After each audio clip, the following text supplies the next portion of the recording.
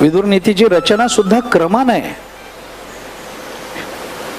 1 2 3 4 5 अशा आकड्यांच्या क्रमानुसार सांगितलं गेलेलं आहे. आपण मूळ बघा, पंडित कोण, मूर्ख कोण याच्या व्याख्या करत करत करत करत विदुर पुढे जातात.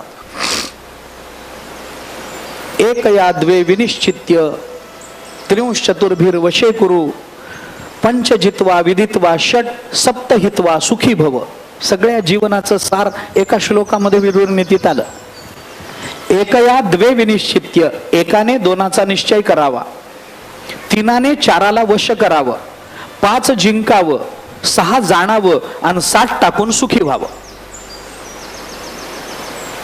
सुरुवातीला आलेला श्लोक आहे विदुर नीतीच्या.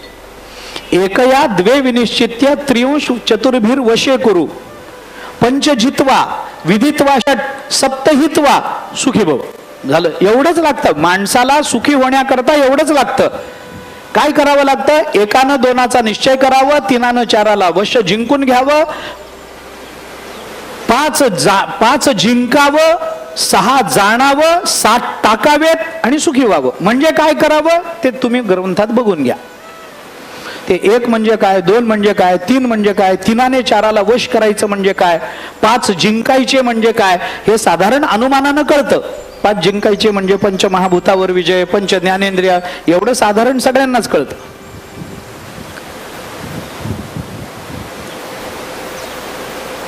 हे विचार आपल्याकडे आले.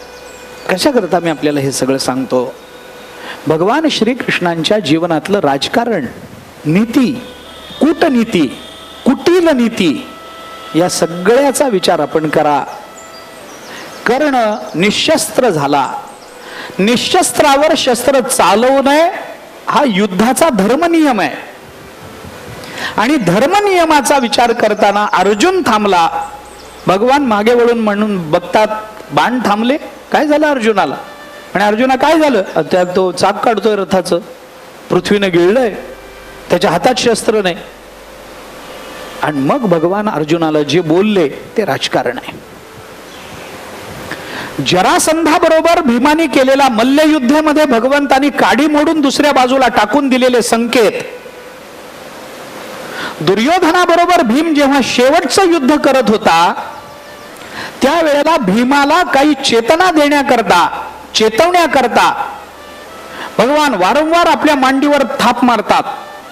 अरे शाबास भीमा, योग्य प्रहार केला, शाबास, स्वतःच्या वारंवार मांडीवर. याच्यातून भीमाला मांडीवर प्रहार कर हा दिलेला संकेत. जरासंधाला मारताना बाहेरच्यानी संकेत द्यायचा नसतो, या धर्मनियमाला भगवंतानी अपवाद केलाय. कमरेच्या खाली गदा युद्धामध्ये प्रहार करायचा नसतो, या धर्मनियमाला भगवंतानी तिलांजली दिली. कर्णावर तू बाण चालवले पाहिजे, तो निशस्त्र असला तरी त्याला मार. आणि ज्या वेळेला कर्ण बोलायला लागला, हे काही धर्मात बसतं काय? मग भगवंताने सांगितलं होतं, कर्णा त्या वेळेला तुझा धर्म कुठे गेला होता सांग. ज्या वेळेला सगळ्या या दरबारामध्ये द्रौपदी एकवस्त्रा होती, अबला होती, तिचे पती पराजित झालेले होते, सत्ता नव्हती, दुःशासनाने तिला खेचून आणलं, वस्त्राला हात घातला. त्यावेळेला दुःशासनाला आणि दुर्योधनाला चेतवणारा तूच होतास ना. त्यावेळेला धर्म आठवला नाही. राजकारण आहे, नियम आणि नियमात. आता हे सगळं राजकारणाचेच भाग आहेत, पण मला राजकारण कळत नाही, मी कधी केलं नाही. आपण ज्याला उत्तम राजकारण करायचंय ना त्याने महाभारत वाचावं. रामायण वाचू नये त्याने महाभारत वाचावं. कुटील नीती कशी असते? काल आपण बोललो ना, पांडवांकडे जेव्हा शिष्टाई करता भगवान गेले त्यावेळेला राज्य मागितलं, दिलं नाही. अर्ध राज्य मागितलं, दिलं नाही. हे दिलं नाही, ते दिलं नाही. 5 राज्य दिली नाहीत. मग भगवान म्हणाले, निदान 5 गावं तरी द्या. कोणती गावं पाहिजेत? भगवंतानी अशी गावं सांगितली आहेत की ज्या गावामध्ये कौरवांचा अपमान झालाय, दुर्योधनाचा अपमान झालाय, तो देणार नाही याची शाश्वती होती, खात्री होती, आणि म्हणून तीच गावं मागितली होती. कारण युद्ध ठरवायचं हे ठरवून भगवान गेले होते. शिष्टाई हे फक्त बलराम दादा करता केलेलं नाटक होतं. स्वतःच्या मोठ्या भावाबरोबर राजकारण करायला भगवान घाबरले नाहीत.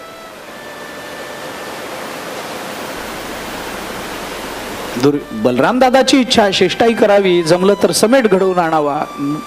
भगवंताने जेव्हा हे ठरवलं युद्ध करायचं की न करायचं, आधी बलराम दादा सांगायच्या आधी, तेव्हा भगवान पहिल्यांदा ह्याच्याकडे गेले, धर्मराज युधिष्ठिराकडे गेले आणि धर्मराजाला विचारलं, धर्मा काय रे, युद्धाचा प्रसंग आहे, करायचं की न करायचं? आता धर्मराज बिचारे अति सरळ, पापभिरू. ते म्हणले काय करायचंय देवा, जाऊ दे, राज्य गेलं तर उगी मारामारी करायची, बसून राहायचं, युद्ध करायचं, रक्तपात करायचा, जाऊ द्या, नको. आम्ही त्यांच्या जवळ राहू, ते सांभाळतील की आम्हाला, आम्ही त्यांचेच भाऊ आहोत, नको. नको म्हणल्यानंतर भगवंताला थोडं अवघड वाटलं. भगवान म्हणाले ठीक आहे, नको तर नको. भगवान तिथून निघाले, नकुल सहदेवाकडे गेले आणि त्यांना विचारलं, तुम्हाला काय वाटतं, युद्ध करावं न करावं? नकुल सहदेव सावत्र आईची मुलं आहेत, माद्रीची मुलं आहेत. कुंतीचा मुलगा धर्मराज युधिष्ठिर तो युद्ध नको म्हणतोय. नकुल सहदेवाकडे भगवान गेले, काय करायचं युद्धाचं? त्यांनी पहिला प्रश्न विचारला, दादानी काय सांगितलंय? दादाने काय सांगितलं? धर्मराज काय म्हणाले? ते म्हणाले युद्ध नको. मग आमचंही म्हणणं तेच आहे, युद्ध नको. सहदेवा तुला रे, नको. दादा नाही म्हणतात ना? नाही, आम्हाला काही म्हणायचं नाही, युद्ध नको. दादानी सांगितलं नको नको, संपला विषय. आता युद्ध नको म्हणणारे झाले तिघे. भगवान तिथून निघाले, भीमाकडे गेले. भीमा कसं करायचं युद्ध? करायचं की काय विचार नाही? करायचं म्हणजे काय? करायचंच आहे, हे काय विचारता तुम्ही अशा ऐन वेळेला? नाही नाही, युद्ध झालं पाहिजे. अर्जुनाकडे, अर्जुना नाही देवा, झालं पाहिजे, मी शस्त्र पारजून बसलोय, युद्ध तर झालं पाहिजे, आमचं राज्य आम्हाला मिळालं पाहिजे, आम्ही प्रतिज्ञा केल्या आहेत. भीमानी सांगितलं मी द्रौपदीच्या प्रसंगात प्रतिज्ञा केली, प्रतिज्ञा पूर्ण करणं माझं काम आहे, नाही तर मग अवघड आहे, युद्ध झालं पाहिजे. आता भगवंताने विचार केला, युद्ध नको म्हणणारे तिघे आहेत आणि युद्ध करू म्हणणारे दोघे आहेत. मेजॉरिटी कुठं आहे? युद्ध नको म्हणणाऱ्यांची मेजॉरिटी. आता युद्ध नको, मग भगवान विचारात पडले, अरे दोघच म्हणतात, ते तिघ नको म्हणतात. मग भगवंतानी शक्कल लढवली. भगवान आता तिथून गेले द्रौपदीकडे, कारण त्यांना माहिती होता अपमान तिचा झालाय, नाही जिंकता आलं तरी समसमान तरी व्हावं ना. द्रौपदीकडे गेले. द्रौपदी, धर्मराज म्हणतात युद्ध नको, नकुल सहदेव म्हणतात युद्ध नको, तुला काय वाटतं युद्ध करायचं की नाही? द्रौपदी म्हणाली, लाज वाटते काय विचारायला? अरे वस्त्रहरण माझं झालंय, माझ्या मनात प्रतिशोधाची ज्वाळा अजून भडकून आहे आणि युद्ध नाही होऊन काय विकल्प आलाच कसा? युद्ध झालं पाहिजे. भगवंताने हा आता बरं झालं, इकडं तीन इकडं तीन. मग बलराम दादा आले, बलराम दादानी सांगितलं युद्ध ठरवण्यापेक्षा आधी समेट घडतोय का बघा. भगवंताच्या मनात युद्ध करायचंय, बलराम दादाच्या मनात युद्ध होऊ नये असं आहे. आणि मग भगवंतानी सांगितलं मीच शिष्टाई करता जातो. भगवान गेले, ठरवून गेले की युद्ध करायचंय. हे ठरवून भगवंतानी जे विकल्पाचं बोलणं, भगवंताचं त्या दरबारातलं भाषण आपण महाभारतातलं वाचा. शिष्टाई करणाऱ्यांनी कशी शिष्टाई करायची असते, काय बोलायचं असतं, मनातला भाव व्यक्त कसा होऊ न देता आपण जे ठरवून गेलोय तेच कसं सिद्ध करायचं. भगवंतानी हे राजकारण केलं. भगवंताचं राजकारण प्रसिद्ध आहे. जरासंधाबरोबर पराजित झाले, राजकारण होतं. त्यांना रणछोड राय म्हणतात, राजकारणच आहे. मागे कधी यायचं, पुढं कधी जायचं, राजकारण आहे. आणि भगवंताच्या जीवनचरित्राचा शेवटचा जो भाग आहे तो भाग आहे वैराग्याचा, की ज्या वैराग्याला ज्ञान आणि प्रेम या दोन्हीचंही अधिकरण आहे आणि वैराग्य स्वतः त्याचा परिणाम आहे. जे वैराग्य खरं म्हटलं तर ज्ञानाला निर्माण करणार आहे. विरक्ती वाचोनी काही ज्ञानासी तगण्याची नाही, पण ज्ञान ज्या वैराग्याचा आश्रय करून राहतं ते वैराग्य वेगळं. पतंजली योगसूत्रामध्ये वैराग्याचे 4 प्रकार सांगितले. एकेंद्रिय वैराग्य वेगळं, आता ते सगळं सांगत बसत नाही. या 4 वैराग्यापैकी वशीकार नावाचं वैराग्य आहे, ते वैराग्य सर्वश्रेष्ठ वैराग्य समजलं जातं. त्याला वशीकार वैराग्य म्हणतात. दृष्ट अनुश्रविक विषय वितृष्णस्य वशीकार संज्ञा वैराग्यम असं सूत्र पतंजली योगसूत्रात आलं. दृष्ट आणि अनुश्रविक असे 2 विषय आहेत. विषयाचे 2 प्रकार. काही दृष्ट विषय असतात, काही अनुश्रविक विषय असतात.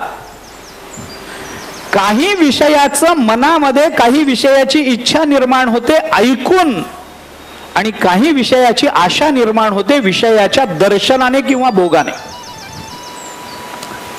एखाद्या माणसाला जर विचारलं लाडू खाता का, तर तो हो म्हणतो. का? पूर्वी खाल्लेला आहे, गोड आहे, माहिती आहे. तुम्हाला जर विचारलं लाडू खाता का, हो खातो.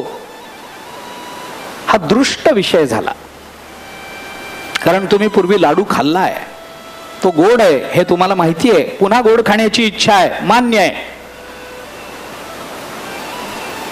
भोगलेल्या पदार्थाच्या पुनर्भोगाची इच्छा, याच्याकरता मानसशास्त्रांनी ज्या कारणांचा विचार सांगितलाय ते पहा. पूर्वी भोग मिळालेला असावा, मिळालेल्या भोगाच्या विषयात अनुकूलता वाटावी, अनुकूल विषयाची अतृप्ती असावी, आणि पुन्हा त्या विषयाची इच्छा व्हावी, तेव्हा विषयाची अपेक्षा निर्माण होत असते. लाडू खाता? खातो. का? पूर्वी खाल्लेला आहे, छान असतो, आवडतो आम्हाला. बर, देऊ आपण, जाताना देऊ, इथं देऊ, काहीतरी करू, पण करू काहीतरी. जाताना लाडू देऊ आपण. तुम्हाला इच्छा झाली ना आता बुंदीचा लाडू खायची, देऊ आपण. आता मी तुम्हाला दुसरं विचारतो, अमृत प्यायचंय का? अमृत अमृत प्यायचंय. कधी पिलं होतं आधी? कधी भोग होता आधी? कधीच नाही. मग कशावरून? ऐकून आहोत आम्ही. अनुश्राविक विषय. काही विषय दृष्ट असतात, काही अनुश्रविक असतात. अनुश्रविक विषयाची प्राप्ती मरणोत्तर असते, दृष्ट विषयाची प्राप्ती जिवंत असताना असते. याच्याकरता यज्ञयाग सांगितले जातात वगैरे वगैरे. या दोन्ही विषयाबद्दल अंतःकरणामध्ये जिहासा निर्माण होणं, याला वैराग्य असं म्हणतात. दृष्ट अनुश्रविक विषय वितृष्णस्य वशीकार संज्ञा वैराग्यम. वितृष्णा निर्माण झाली पाहिजे, पण वैराग्य सोपं नाही. नवे वैराग्य सोपारे मज बोलता न वाटे खरे, तुकोबा राय बोलता. वैराग्य सोपं नाही. सगळं सोडून निघून जा वाटलं, हा वैताग आहे, वैराग्य नाही. वैराग्य वेगळं असतं. माणसं वैतागाला वैराग्य समजतात, वैताग वेगळा असतो. आमच्याकडे येतात, वारीला येतात, कंटाळून येतात लोक. काय हो तेच तेच तेच महाराज, हे सगळं सोडून कुठेतरी निघून जा वाटायला लागले. सकाळी उठलं की ऑफिसला जा, तिथं साहेबाच्या शिव्या खा, दिवसभर राब राब राबा, संध्याकाळी घरी या, घरी बायकोच्या शिव्या खा. पुन्हा पोरग काहीतरी तक्रार करतं, वही संपली, पेन्सिल संपली, पेन संपला, अमुकच झालं, मित्रांनीच मारलं, फीच मागितली, शिक्षकच रागावले, हे नाही ते नाही. पुन्हा सासरचे लोक वेगळीच तक्रार करतात, हे अमुकच होतं, ते तमुकच होतं. मित्र पैसेच मागतात, परतच करत नाहीत. पाऊस पडतो, घरच गळतं. हे काय असं वाटतं सगळं सोडावून कुठेतरी लांब निघून जाव. मग आम्ही त्यांना विचारतो, मग वारी नंतर कुठे जायचंय? ते घरीच जायचंय. आणि मग कशाला सांगितलं मला एवढं सगळं लांब लचक? हा वैताग आहे, हे वैराग्य नाही आहे. एकाच विषयाच्या पुन्हा पुन्हा भोगातून विषयाचा आलेला कंटाळा माणसाला वैताग आणत असतो, पण विषयाच्या ज्ञानानं माणसाला वैराग्य येत असतं. लक्षात घ्या, एकच विषय पुन्हा पुन्हा भोगला की वैताग येतो, पण विषयाचं स्वरूप कळालं. विषय रांधिली रससोये जै जेवणारा ठाऊवे होय, तैतो ताटाची सांडोनी जाय जयापरी, हे वैराग्य आहे. योग वासिष्ठांनी चिंतन केलंय, विषम विषय वैषम्यम न विषम विषम उच्यते, जन्मांतर घना विषया एक देह हरम विषम. विषय आणि विष यांची तुलना केली तर विषयाला विष म्हणा, विषाला विष म्हणू नका. कारण विष आपल्याला एकदा मारतं, विषय आपल्याला जन्मोजन्मी मारत असतात. त्या विषयाचा या विचारानं केलेला त्याग म्हणजे वैराग्य. विषय, ज्ञानोबरांची भाषा आहे, विषय विषाचा परिपाडू, गोड परमार्थ लागे कडू, कडू विषय तो गोडू जीवासी जाहला. ज्ञानोबरांची भाषा. एवढ्या करता सांगतो, भगवंताचं उत्तर चरित्र तिसरा टप्पा हा वैराग्यानं भरलेला आहे. अर्जुनाला जसं ज्ञान दिलं तसं उद्धवालाही दिलं, पण उद्धवाची परिस्थिती वेगळी, अर्जुनाची स्थिती वेगळी. ज्ञान दिलं ते एकच आहे, आता सांगत बसायला वेळ नाही. आणि तिसरा टप्पा वैराग्याचा आहे.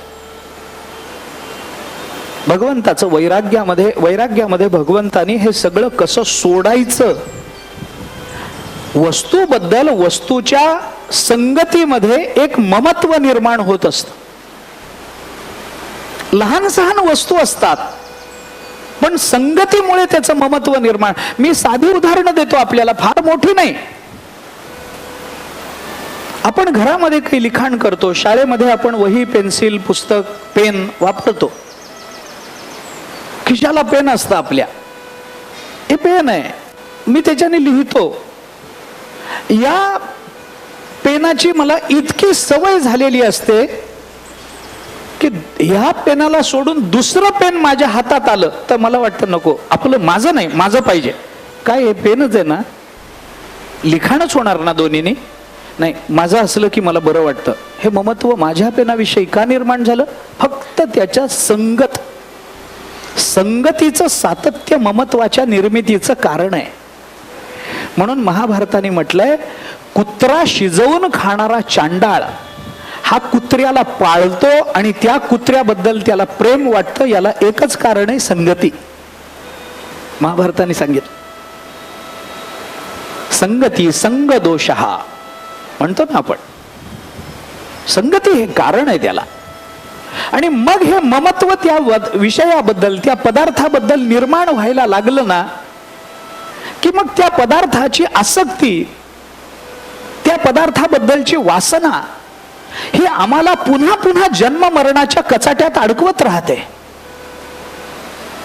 हे ममत्व आम्हाला तोडता आलं पाहिजे, ते तोडता येत नाही. आणि ते ममत्व निर्मम मनानं बाजूला काढणं यालाच वैराग्य असं म्हणतात. त्या पदार्थाविषयीचं ममत्व संपवणं, पदार्थाविषयीची आत्मत्व भावना संपवणं हे वैराग्य आहे. मग ममत्व कसं संपेल? संपत नाही.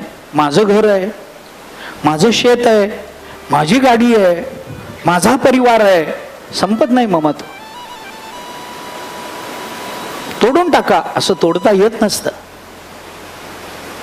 घरात राहून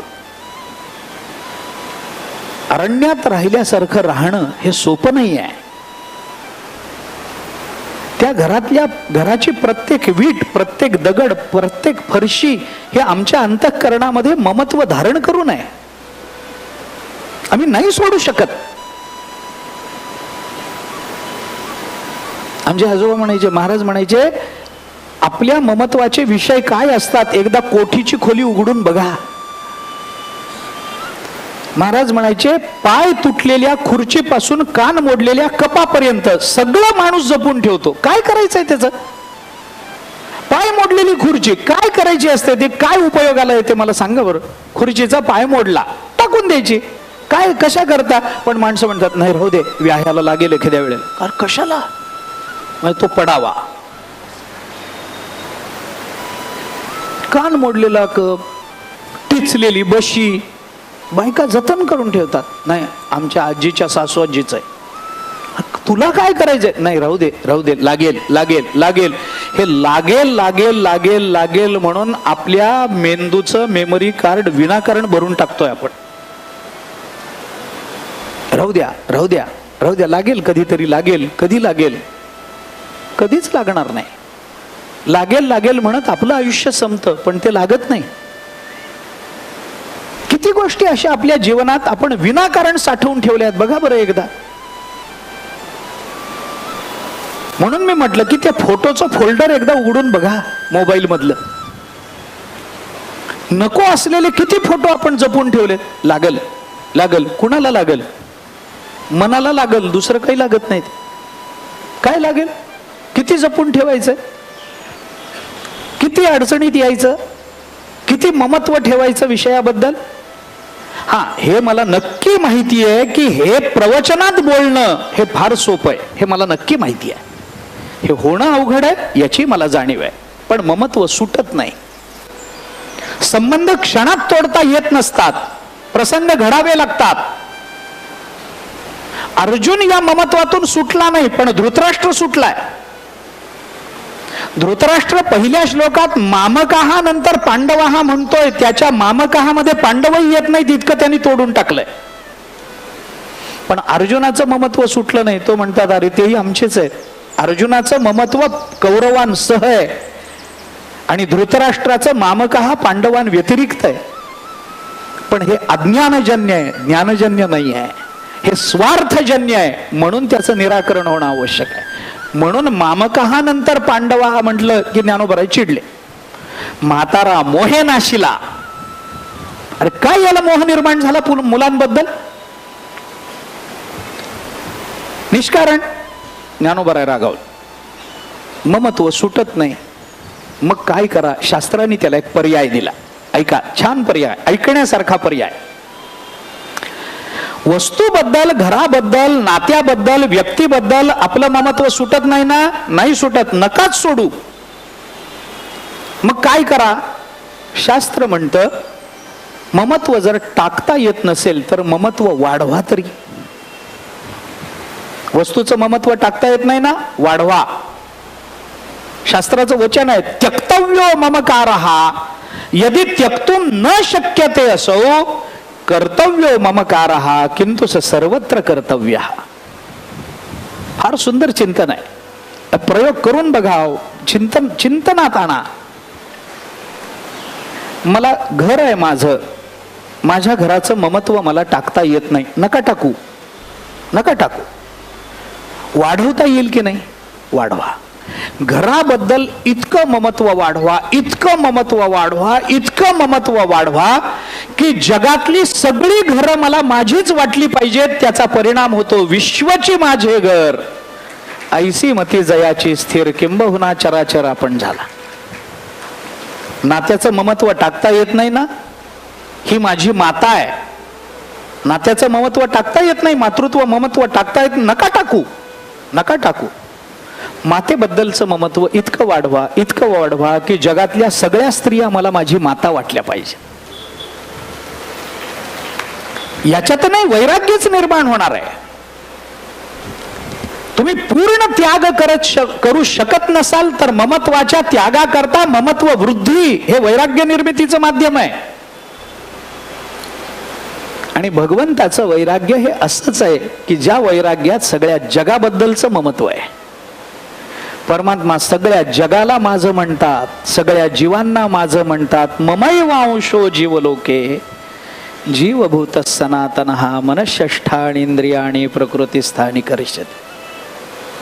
माझे जीव कोण आहेत? अरे माझे. आम्हाला कळत नाही पण त्याला कळतं ना. त्यामुळे वैराग्याचा विचार करत असताना ते वैराग्य अशा पद्धतीनं वैराग्य परमात्म्याच्या जीवनचरित्रामध्ये प्रकट झालेलं आपल्याला दिसून येतं. विषयात राहून विषयापेक्षा बाजूला राहणं हे वैराग्य आहे. आपलं नेमकं उलट होतं. आपण वैतागानं विषय टाकतो पण चित्त सगळं विषयातच राहतं. असं आपलं होतं. याची उदाहरणं पुष्कळ आहेत, नाही असं नाही. आम्हाला असं वाटतं. महाभारताने त्या संबंधामध्ये खूप चांगला विचार केलाय. सांगत नाही, विस्तार होईल. आपली वेळ संपली आहे. अजून थोडं मला ऋणनिर्देश करून संपवायचं आहे. हा विषय संपवतो. विषयामध्ये राहूनही विषयापेक्षा बाजूला राहणं, जसं भगवान म्हणतात ना गीतेमध्ये, ब्रह्मण्याधाय कर्माणि संगम त्यक्त्वा करोति हा लिप्यते नस पापेन पद्मपत्रमिवांभसा. पाण्यात राहणारं कमळाचं पान पाण्यातच राहतं, पण पाण्यानं कधी भिजत नाही. तसं संसारात राहून ज्याचं चित्त विषयानं लिप्त होत नाही ते वैराग्य खरं वैराग्य. आम्ही विषयापासून बाजूला होतो पण मनात विषय चालू राहतात. 2 साधू प्रवासाला निघाले, संन्यासी. 2 साधू संन्यासी आहेत, प्रवासाला निघाले. जाता जाता रस्त्यात नदी लागली, नदीतून पलीकडे जायचंय. दोन्ही ते संन्यासी निघाले. एक तरुण आहे, एक म्हातारा आहे. म्हातारा संन्यासी तरुणाला मार्गदर्शन करतो. आपण संन्यासी आहोत, आपला आश्रम असा, हे नियम, हे अमुक, हे तमुक. नदीतून पलीकडे जायचं ठरलं. तरुण संन्यासी होता, तो म्हणाला चिंता करू नका, मी तुमचं काय गाठोड आहे ते डोक्यावर घेतो, तुमचा हात धरतो, घेऊन जातो, नका चिंता करू. ते दोघे निघणार तेवढ्यात एक तरुण स्त्री तिथं आली आणि तिने सांगितलं, अहो मलाही पलीकडे जायचंय, मलाही भीती वाटते, इथं नावाडी नाही, पूल नाही, मलाही पलीकडे न्या ना आधार घेऊन. तो म्हातारा होता, नाही नाही नाही नाही, स्त्रीला आम्ही स्पर्श करत नाही, आम्ही संन्यासी आहोत, चल बाजूला जा, नाही तर न जा तू, आम्हाला काय अडचणीत आणते. ती म्हणली नाही हो, मला पलीकडे जायचंय, फार महत्वाचं काम आहे, माझी आई आजारी, औषध घेऊन. नाही नाही, ते आम्हाला काही सांगू नको, तुझी आई जगली काय मेली काय, आम्हाला काय घेणं देणं, आम्ही नाही स्त्रीला स्पर्श करणार, कशाला आमच्या जवळ येऊन आमच्या संन्यास आश्रमाचा नाश करता. नाही नाही, आम्ही हात नाही लावणार. तो नाही म्हणायला लागला. तो तरुण संन्यासी होता, तो म्हणला आई या, मी घेऊन जातो तुम्हाला. त्याने त्या गाठोडा हातात घेतलं. त्या स्त्रीला चालता पोहता येत नव्हतं म्हणून त्याने त्या स्त्रीला उचललं आणि खांद्यावर बसून घेतलं. तो तरुण संन्याशाने स्त्रीला खांद्यावर बसून घेतल्यावर म्हातारा संन्याशी असा भडकला. तो म्हणला हेच करायचं होतं तर संन्यास घेतला कशाला, तुम्हाला अकला नाहीत, नवीन मुलं, तुम्हाला कळत नाही हे गांभीर्य काय आश्रमाचं. अरे आपल्याला स्त्रीचं नाव घेता येत नाही, तू स्त्रीला खांद्यावर बसून घेतलंयस, हे काय पद्धत झाली काय, विषयाचं असं आकर्षण असावं काय चित्तामध्ये. तरुण संन्यासी काही बोलला नाही, शांत चित्ताने त्याला हाताला धरलं, नदीतून निघाला. त्याचं तोंड चालू होतं म्हाताऱ्याचं, असं नसतं, हा आश्रम नाही, असं करायचं नसतं, याच्याने अमुक होईल, आश्रमाचा घात होईल, अमुक होईल, तमुक होईल. तरुणाने बाईला, त्या स्त्रीला खांद्यावर घेतलं, म्हाताऱ्याचा हात घेतला, पलीकडच्या तीरावर गेले. त्यांनी त्या बाईला खाली उतरवलं. तिने दोघांनाही नमस्कार केला, आभार मानले. ती म्हणाली फार उपकार झाले माझ्यावर, मी निघते. ती निघून गेली. हे आपल्या वाटेनं निघाले आणि तरी तोंड चालू म्हाताऱ्याचं. तो म्हणला तुला काहीच कशी लाज वाटली नाही रे, त्या बाईला खांद्यावर बसून घेतलं, तू संन्याशी आहेस ना, भगवे कपडे धारण केलेस ना, सर्वसंग परित्याग करून आलास ना, बाईला खांद्यावर बसून घेतो, लाज वाटत नाही. थोडं ऐकून घेतल्यावर तरुण म्हणाला काय चाललंय तुमचं तेव्हापासून. म्हणलं त्या बाईला तू डोक्यावर खांद्यावर बसून घेतलंस आणि तिच्याबरोबर इकडे नदीतून आलास, तुला काहीच कसं वाटलं नाही, हा काय आपला आश्रम आहे का. तो तरुण म्हणाला हे पहा, मी तिला खांद्यावर बसून घेतलं होतं, इकडं आल्यावर मी तिला उतरू नाही टाकलं, पण तुम्ही तिला जे डोक्यात तिथं बसून घेतलंय ती अजूनही डोक्यातून तुम्ही काढायला तयार नाहीत. कुणाचा आश्रम मोडला. विषयाच्या बाबतीत आम्ही विषयापासून लांब झाल्यासारखे दिसतो पण आमच्या डोक्यातले विषय जात नाही. आणि नाथ महाराज अनुकूल संसारात राहतात पण विषयानं लिप्त होत नाही. संत याच संसारात राहतात पण त्यांचं वैराग्य कधी मोडत नाही. कितीतरी अशी उदाहरणं आपल्याला पाहतायत. जनक राजा सोन्याच्या चांदीच्या पलंगावर झोपतो पण अंतःकरणात वैराग्य विषयानं लिप्त होत नाही. आणि आम्ही जमिनीवर झोपतो पण मनातले विषय जात नाही. भगवंताचं वैराग्य सोन्याच्या द्वारकेत राहून सिद्ध झालंय. भगवंताचं वैराग्य 16,108 विवाहातून सिद्ध झालंय. भगवंताचं वैराग्य अनुकूल प्रतिकूल संततीतून सिद्ध झालंय. भगवंताचं वैराग्य कुणालाही पराजित करणारं सामर्थ्य बाळगून सिद्ध झालंय. भगवंताचं वैराग्य ज्ञान संपन्नतेतून सिद्ध झालंय. भगवंताचं वैराग्य नात्या गोत्यांचा मोठा विस्तार असताना सिद्ध झालंय. भगवंताचं वैराग्य विवक्षित भक्तावर केल्या गेलेल्या प्रेमातूनही सिद्ध झालंय. भगवंताचं वैराग्य बलराम दादा आणि सुभद्रेला घेऊन जगन्नाथपुरीत येण्यानंही सिद्ध झालंय. भगवान श्रीकृष्णांचं वैराग्य ज्ञान आणि प्रेमाच्या अधिकरणावर जगतं. भगवंताचं ज्ञान प्रेमाच्या अधिकरणावर जगतं पण वैराग्याला व्यक्त करतं, आणि भगवंताचं प्रेम हे ज्ञानाच्या अधिकरणावर राहतं आणि वैराग्याला प्रेमाशी एकरूप करून टाकतं. असं भगवान श्रीकृष्णांचं चरित्र मला घटनेनुसार आपल्याला सांगता आलं नाही, म्हणून वेळेच्या मर्यादेमध्ये एक सिंहावलोकन करण्याकरता, विहंगावलोकन करण्याकरता म्हणून एक साधारण दृष्टी त्याच्यावर टाकून जर त्याला एका दृष्टीच्या टप्प्यात आणण्याचा प्रयत्न करणं आवश्यक होतं, तर या पद्धतीनं मला ते करणं योग्य वाटलं. म्हणून या 3 टप्प्यामध्ये मी भगवान श्रीकृष्णांचं चरित्र, आता भगवान श्रीकृष्णांच्या चरित्रातल्या कथा तुम्ही ज्या ज्या वेळेला ऐकाल त्या त्या वेळेला त्या कथा या टप्प्यातल्या कोणत्या टप्प्यात बसतात, विभागातल्या कोणत्या विभागात बसतात याचं मनन आपण करा. म्हणजे मग या 3 विभागाचं काय महत्व आहे हे आपल्याला कळून चुकेल. असं भगवान श्रीकृष्ण, बलराम दादा आणि सुभद्रा यांचं चरित्र आपल्याला पाहता आलं, म्हणजे पाहण्याचा प्रयत्न आपण केला. 7 दिवसापासून आपण या प्रयत्नात आहोत. आज या कथेची सांगता आपल्याला करायची आहे. मोठ्या खरं म्हटलं तर जड अंतःकरणानंच मी ही सांगता करतोय, कारण हे इतकं चांगलं चालू होतं ना, आता हे संपावं असं वाटत नाही. पण वाटत नसलं तरी घरी जावं असं मात्र वाटतंय. आता किती दिवस इथं राहायचे? झालं 7 दिवस झाले. आजूबाजूचं सगळं बघून झालं, चरित्र श्रवण करता आलं, भगवंताचं पुन्हा पुन्हा दर्शन झालं.